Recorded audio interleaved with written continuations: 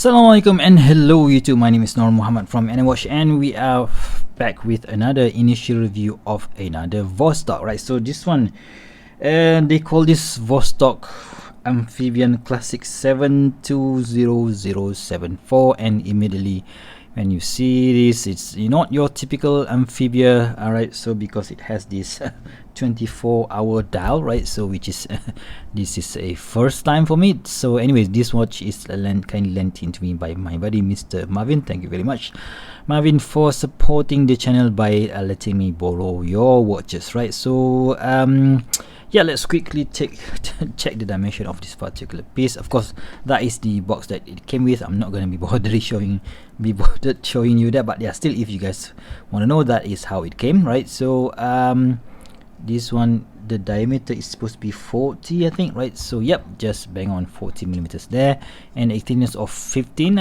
I suppose, right? 15.1 maybe, yeah, 15.0. so, and a lug to lug, I think this one is quite short at about yeah, 45.9. Let's just call it 46, and the crown size is 7.2, and the lug width of 18 millimeters, right? So yeah, quite a small watch, not really that small, right? Because it is 40. I kind of hoping that it would be 38 because it would look much appropriate in my opinion, but still, this is one of the smaller case size Vostok Amphibia that you can get, right? So of course, it didn't come with a sapphire crystal, but a rather very old-fashioned acrylic crystal, which if you put a scratch on it, you can always buff it out using the polywatch, right? So, and of course, it gives that very vintage look, right? So of course, this is a vintage technology watch.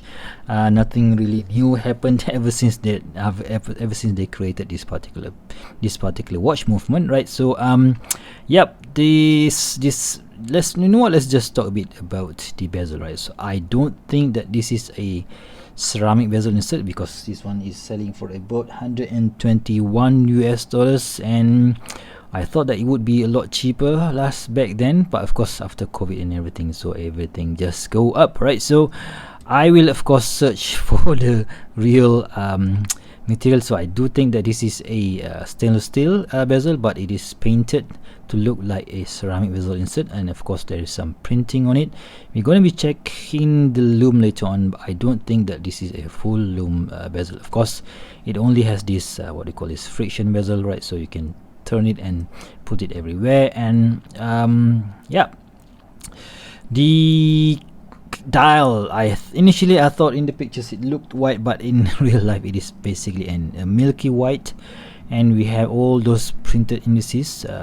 Basically what we see here is a 24-hour dial. Of course, the hour dial, so our hands is working in the full rotation is basically is 24 hours. So you unscrew this wobbly crown, and it is supposed to be 10 p.m. right now. It's 10:06. Let me see if I can get that correct. So that is 10, right? So 6 past 10. All right. So this is one of the challenge that I found that when I started to handle this watch, right? So that right now it is 10 p.m. right? So if you want to go for 10:06, right? So you're gonna have to look at this minute indices. I'm pretty sure I'm not wrong there.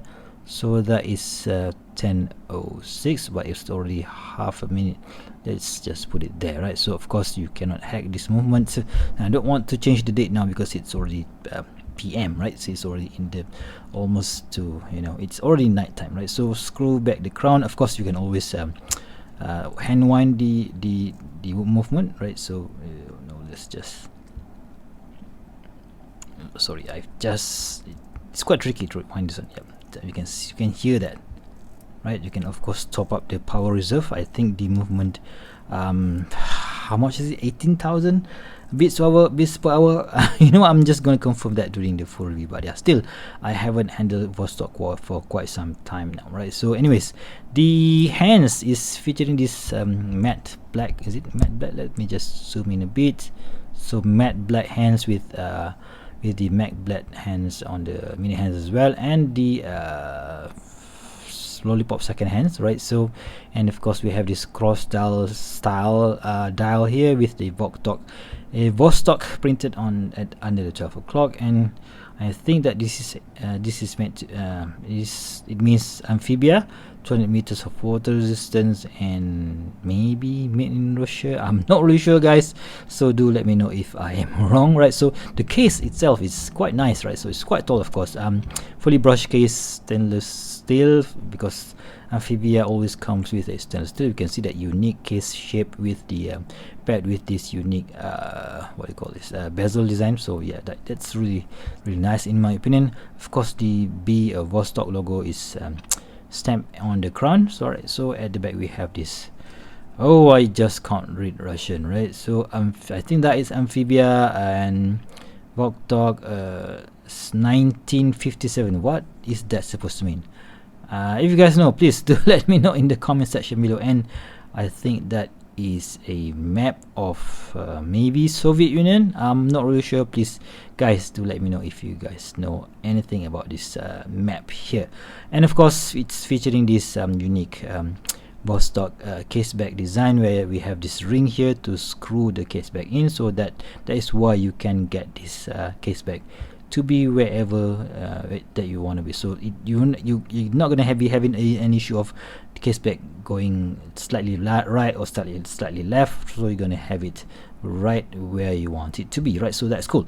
Of course, it didn't came on this particular leather strap. It came with another strap that Marvin used for it. I think he got it from AliExpress, but I just took it out because it didn't suit me, so I've took it out and put it on my own strap, on this black leather strap, which is, you know, it is cool. So of course, people maybe sometimes they're gonna say that, hey man, you're not gonna be putting a dive watch on a leather strap, but yeah, still, this is, you know, my show. Yeah, so yeah, I'm gonna be putting what I want, right? So anyways, let's do a quick wristwatch check. Today I'm wearing my St. Martin SN0021 B-1, right? So an awesome looking Explorer homage, right? So let's just quickly put it on the wrist and see how it looks like. So 40mm in diameter, and with a 18mm lug width is quite rare in my opinion. It does make the watch look smaller than it really is, but yeah, still the thickness, you know what, the thickness is just a bit too much. I do wish that they somehow managed to reduce the thickness of the watch, but yeah, still, this is a Vostok, guys, right? So anyway, let's just quickly charge Lume. Oh, I just forgot to check the weight on this particular thing, right? So let's see how much does it weigh on this leather strap. That will be about 73 grams, so easy to use day in and day out, right? So let's just quickly charge Lume. Let's just bring in the St. Martin here and see how good or bad the St. Martin, sorry, the Vostok Lume really is, right? So yep, the bezel has no any luminescence whatsoever. Let's just find my switch and see how the Lume performs. Are you guys ready? 3, 2, 1. And initial burst on the Lume on the Vostok is nice, but you see, you can already see that the St. Martin absolutely demolish the Vostok, right? So but still, I think it will stay through the night. I'm gonna be putting a bit more UV light later and see how does it perform when it comes in up until 5 a.m. I think, right? So yeah, you know what, I'm just going to be putting it here and you know, see how it goes, right? So anyways, this is just my initial review, so I will be using this for maybe a week or two and give you guys a full review. What are my final thoughts on it before I return this watch back to Marvin. But anyway, if you guys have any questions whatsoever, please do let me know in the comment section below. So if you guys like this video, please give me a big thumbs up, and if you want to see more future video reviews such as this one, please go ahead and subscribe to my channel. Until next time, I'll see you soon. Stay safe and bye bye.